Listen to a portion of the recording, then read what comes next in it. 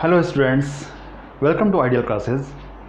बच्चों, आज मैं आपको गॉस प्रमेय के अनुप्रयोग से संबंधित एक टॉपिक बताऊंगा, जिस टॉपिक में हम अनंत विस्तार की एक आवेशित चालक शीट, जो हमने पहले किया था वो था हमारा अचालक शीट, यहाँ कर रहे हैं हम चालक शीट के द्वारा कुछ दूरी पर स्थित किसी बिंदु पर तीव्रता का व्यंजक प्राप्त करना। ठीक है ना। अनंत विस्तार की शीट की स्थिति में हमको दो तरह की अवस्थाएं प्राप्त होती हैं, एक चालकीय अवस्था, एक अचालकीय अवस्था।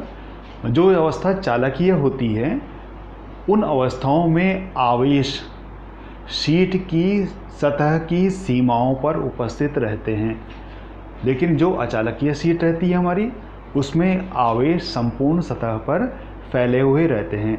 जो सामने चित्र दिख रहा है आपको, जिसका डेरिवेशन हम कर चुके हैं पहले, उस चित्र में जो हमारे प्लस साइन हैं, रेड कलर के जो प्लस साइन हैं, ये सारे साइंस दिखा रहे हैं कि ये आवेश हैं जो संपूर्ण सतह पर फैले हुए हैं। उसी प्रकार यहाँ देखिए, चालक शीट यदि रहेगी हमारी, तो ये चित्र है, इस चालक शीट में जो हमारा आवेश रहेगा वो आवेश आपको इस लाल प्लस साइन से दिखाई दे रहा है। तो जो ये प्लस साइन हमारे बन रहे हैं लाल रंग के, ये दिखा रहे हैं कि आवेश इस शीट की सतह की बाउंड्रीज या सीमाओं पर उपस्थित है। तो चालक शीट की स्थिति हमारी ऐसी होगी, अचालक की स्थिति जो पहले आपको दिखाया वैसी होगी। तो दोनों में अंतर है हमारा। हम पढ़ेंगे इस अवस्था को इस समय, जिसमें चालकीय शीट हमारे पास है, और अब इसके द्वारा किस तरह से तीव्रता के मान को ज्ञात करने का प्रयास करेंगे। ठीक है ना। तो चलते हैं।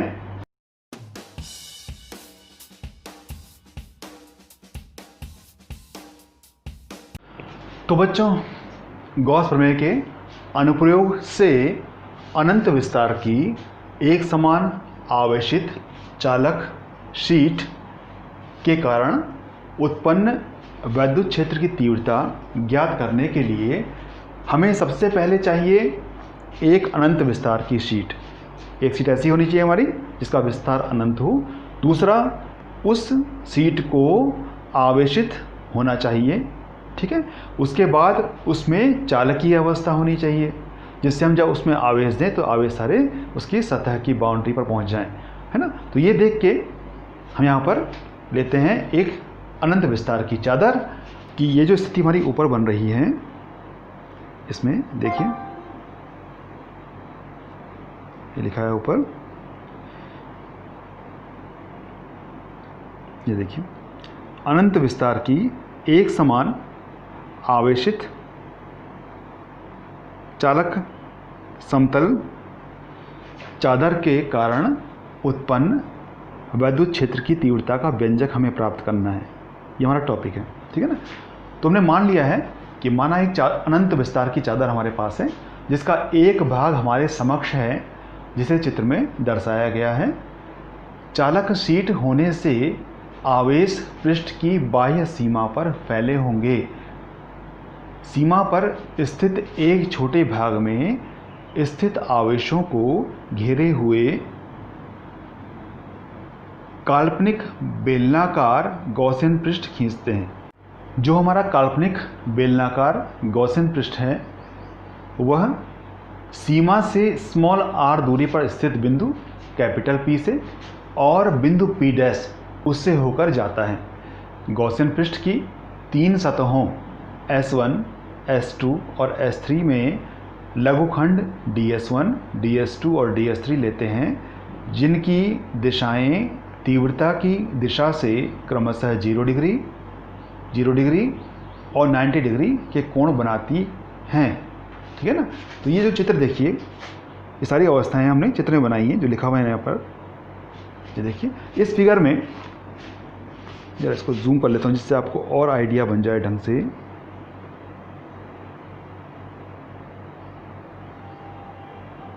ये देखिए, ये चित्र है। इस फिगर में यहाँ पर देखिए, ये पृष्ठ है हमारा, है ना। ये प्लस आवेश सतह पर उपस्थित हैं। अब यहाँ पर जो आवेश रहे होंगे इनको घेरे हुए हमने एक बेलनाकार गॉसियन पृष्ठ खींचा है, जिस पृष्ठ के लिए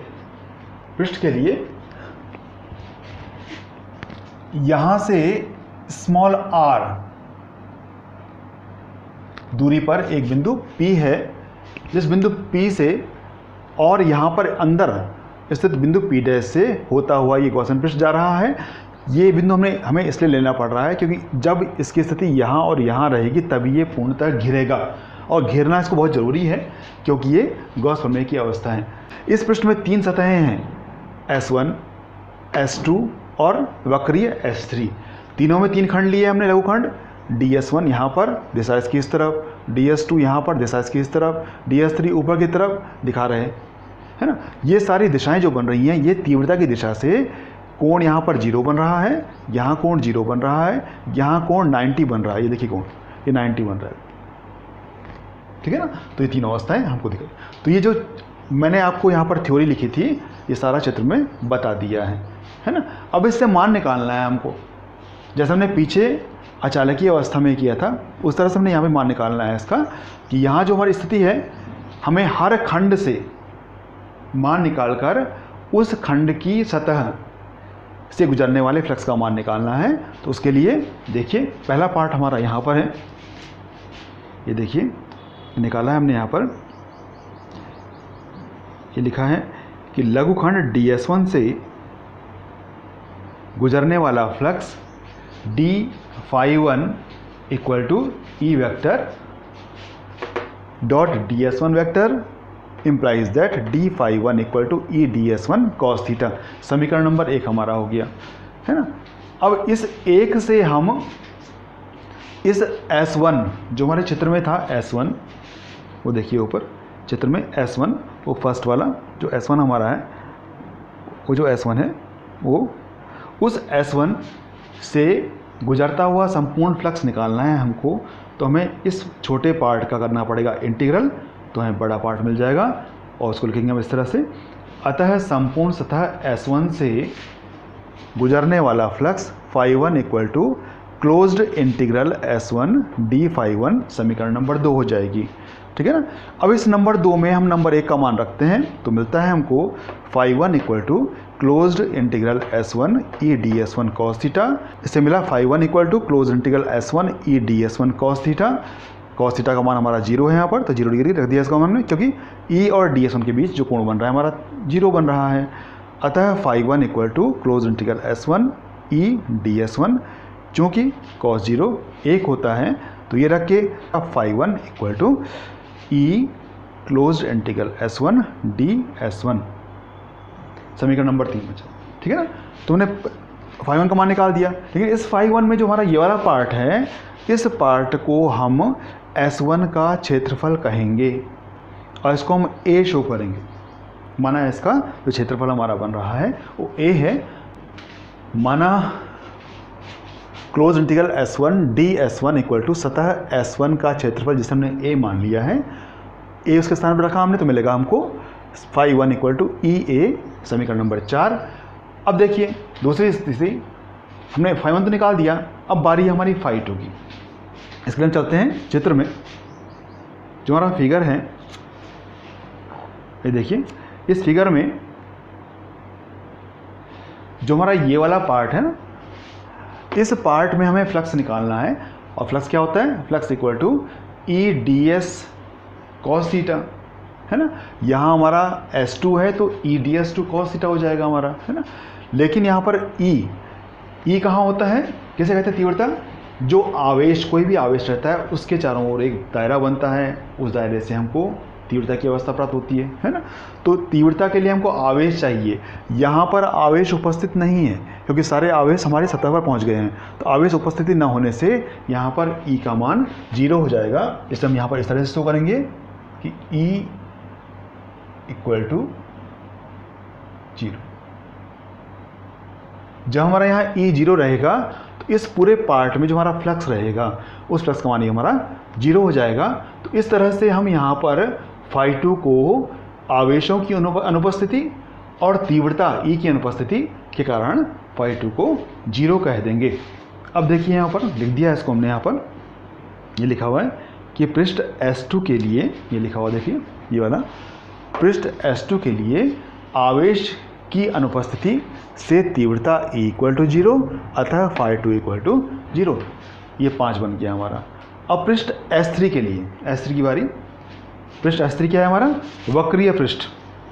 ये देखिए, ये जो वक्र हमारा बन रहा है ये पृष्ठ, इस पृष्ठ के लिए EDS3 cos थीटा, थीटा का मान यहाँ पर और यहाँ पर कोण 90 बन रहा है हमारा, तो 90 लेंगे उसको, तो मिलेगा चित्र में देखिए, इस चित्र के अनुसार जो हमें मान मिलेगा यहाँ पर, ये देखिए φ3 = closed integral S3 EDS3 cos theta equal to closed integral S3 EDS3 cos 90 implies that φ3 = 0, चूँकि cos 90 = 0। ठीक है ना, इसे हमने नंबर 6 मान लिया। तो समीकरण नंबर 4, 5 और 6 से हमें तीनों फाई के मान मिल गए, जो इस गॉसियन पृष्ठ की तीनों सतहों से होके जाएंगे, चाहे यहाँ से हो, चाहे यहाँ से हो, चाहे यहाँ से हो। तो संपूर्ण गॉसियन पृष्ठ से गुजरने वाला जो फ्लक्स रहेगा उसका मान हम तीनों के योग से प्राप्त कर लेंगे। अतः जो φe रहेगा हमारा, उसका मान हम निकालेंगे, φ = φ1 + φ2 + φ3। समीकरण नंबर 7 यहाँ पर देखिए ये बन गया हमारा। ठीक है ना। अब साथ में हम समीकरण नंबर 4, 5 और 6 के मान रखते हैं, तो मिलता है हमको φe = EA 0 + 0। पहला पार्ट फोर्थ का जो हमारा 4 है, वो 4 क्या था हमारा, देखिए ऊपर जो ऊपर है 4, वो φ1 EA, 5 φ2 0 और 6 φ3 0। तीनों मान रखने के पश्चात हमें यहाँ मिलेगा φe = EA, समीकरण नंबर 8। ठीक है ना। अब देखिए जो हमारा गॉसियन पृष्ठ है, चित्र में जो हमारा गॉसियन पृष्ठ है, इस गॉसियन पृष्ठ से जो घिरा हुआ भाग हमारा होगा, उस भाग का आवेश पृष्ठ घनत्व छोटा सिग्मा = Q/A। A इसका एरिया और Q इसका आवेश, जो आवेश यहाँ पर उपस्थित है, तो उसको रखकर हम इस आवेश का मान निकाल लेंगे कि आवेश यहाँ पर कितना होगा। तो देखिए समीकरण बनाने के लिए हम गॉस प्रमेय से घिरे भाग का आवेश पृष्ठ घनत्व सिग्मा = Q/A, ये लिखा हुआ मैंने, जहाँ Q भाग में आवेश की मात्रा, अतः Q = σA हो जाएगा, जो हमें यहाँ नीचे मिल रहा है ना। अब हम जानते हैं क्योंकि यहाँ जो स्थिति बन रही है हमारी, ये स्थिति ऐसी है जिसमें हमको आवेश पृष्ठ से घिरा हुआ मिल रहा है, अतः यहाँ पर हम गॉस प्रमेय की अवस्था को लगा सकते हैं। क्या होती है गॉस प्रमेय की अवस्था? कि घिरे हुई यदि आवेश किसी पृष्ठ से घिरा हुआ हो तो उस पृष्ठ से गुजरने वाला फ्लक्स φ = Q/ε0 होता है। इसे हम नंबर 10 मान लेंगे, लिख दिया इसको मैंने यहाँ पर। अब इस नंबर 10 में समीकरण नंबर 9 का मान रखकर हम φe का मान सिग्मा के रूप में प्राप्त कर लेंगे। ये देखिए नंबर 11 जो बन रहा है हमारा, φe = σA/ε0, इक्वेशन नंबर 11। अब समीकरण नंबर देखिए, नंबर जो 8 है हमारी, 8 जिसमें लिखा हुआ φe = EA, और 11 जो हमारी है वो φe = σA/ε0। तो दोनों मान हमारे हैं, दोनों समान राशि के हैं और अवस्थाएं भी हमारी समान हैं। ऐसी स्थिति में हम दोनों मानों को इक्वल कर सकते हैं, अतः हमें यहाँ पर मिलेगा EA = σA, A से कट गया A, देन E = σ/ε0, समीकरण नंबर 12। इसी को हम तीव्रता का व्यंजक कहेंगे। ठीक है ना। अब देखिए जो हमने पहले किया था, जहाँ हम अचालकीय अवस्था कर रहे थे, तो अचालकीय अवस्था में हमारा मान क्या आया था यहाँ पर आया था E equal to sigma upon 2 epsilon naught, और यहाँ चालक अवस्था में आया हमारा E equal to sigma upon epsilon naught. तो काफ़ी हद तक सिमिलरिटी है इनमें, जो स्टेप्स हमारे बन रहे हैं स्टेप समान तरह के स्टेप हमारे हैं, लेकिन जो मान मिलेगा हमको लास्ट में, मान में यहाँ पर अपॉन 2 नहीं होगा, तो यहाँ E equal to sigma upon epsilon naught हमें प्राप्त होगा, जो कि तीव्रता का व्यंजक है। अब देखिए यहाँ भी स्थिति हमारी ऐसी बनती है जैसे पीछे बनी थी कि इस 12 में कहीं भी हमारा न तो A है और ना R है, अतः जो तीव्रता हमारी बन रही है न तो R में और ना A में डिपेंड करेगी। मतलब इस अवस्था में जो हमारी तीव्रता रहेगी, यह तीव्रता इस पृष्ठ के क्षेत्रफल और उस बिंदु की दूरी जहां हम मान निकालना चाह रहे हैं पर निर्भर नहीं करेगी। इसमें इन दोनों की अवस्थाएं उपस्थित नहीं है। अब यहाँ भी हमारा मुख्य बिंदु वही रहेगा जैसे पीछे आया था हमारा। यदि हमारे आवेश पॉजिटिव, ये देखिए ये फिगर है, आवेश जैसे यहाँ पर पॉजिटिव है तो तीव्रता हमारी बाहर की ओर जाती हुई दिखाई देगी। यदि हमारा आवेश नेगेटिव होगा तो तीव्रता इस पृष्ठ की ओर हमें लगती हुई दिखाई देगी। ठीक है ना। तो इस तरह से हम इन अवस्थाओं को प्राप्त कर लेंगे। तो ये हमारा पूरी तरह से गॉस प्रमेय की स्थिति है। अनुप्रयोग हमारा है, जिस अनुप्रयोग से हम एक अनंत विस्तार की चालक शीट द्वारा तीव्रता के व्यंजक को प्राप्त कर सकते हैं। उम्मीद करता हूँ आपको पसंद आया होगा। यदि आपको अच्छा लगा होगा तो लाइक कीजिए, चैनल को सब्सक्राइब कीजिए, जिससे आपको नए नए वीडियोस लगातार मिलते रहें, नए नए टॉपिक्स आपको मिलते रहें, आपको डिफ़िकल्टीज़ ना आए। और यदि आपको कोई डाउट है, समस्या है, तो आप कमेंट बॉक्स में लिखिए, जिससे मैं आपको उसको एक्सप्लेन कर सकूं। ठीक है ना। तो आज के लिए इतने काफ़ी है। मिलते हैं नेक्स्ट वीडियो के साथ एक नए टॉपिक को लेकर। तब तक के लिए बाय।